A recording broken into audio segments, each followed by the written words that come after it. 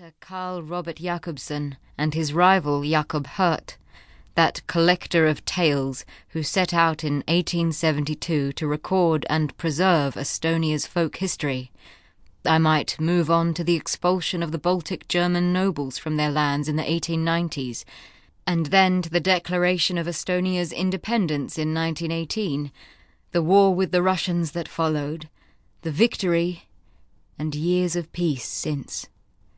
And of course there is my own history, less solid perhaps, the dates open to interpretation. A childhood in Haapsalu, a little seaside town on Estonia's western coast.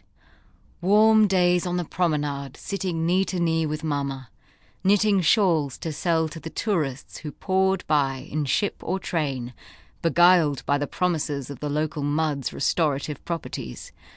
Folk songs at choir practice, tales by the fireside, dances at the local hall, where I met the man I would marry, the man who would convince me to trade the narrow streets and brightly coloured timber houses of my youth for a farmer's life among apple orchards at the edge of the university city of Tartu.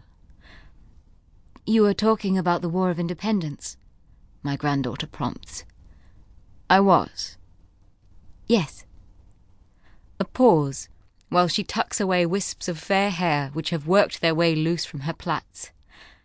"And about grandfather." Picking up her needles, she shakes them.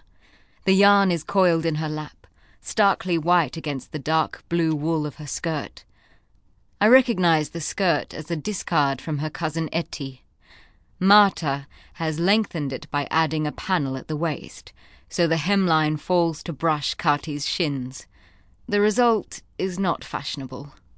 I may not see well, but it's hard to miss the way girls get about in Tartu these days, in skirts which barely graze the knees, displaying lengths of calf as smooth as buttermilk, even in winter. I don't fancy Kati mine so much. Hasn't she, after all, tasted the very thing those girls crave?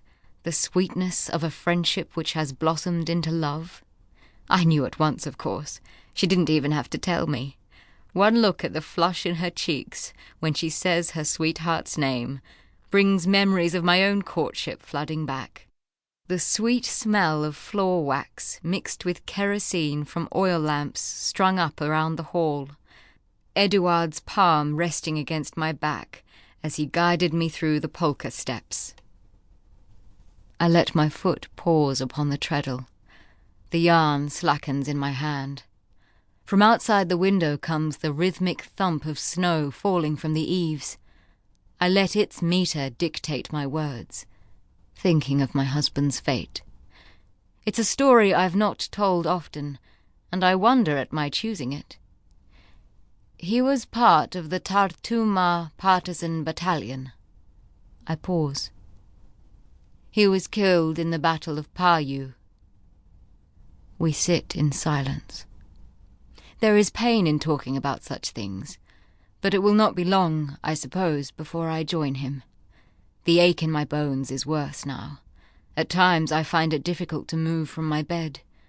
On the coldest days, not even the tempting smell of Marta's rye bread can shift me. Of course I don't complain. Estonian women are not given to moaning about their lot. My own mother was up and scrubbing linen mere hours after I was born, a story she used to tell with a shrug of her broad shoulders, as if such feats of female accomplishment were not worthy of admiration.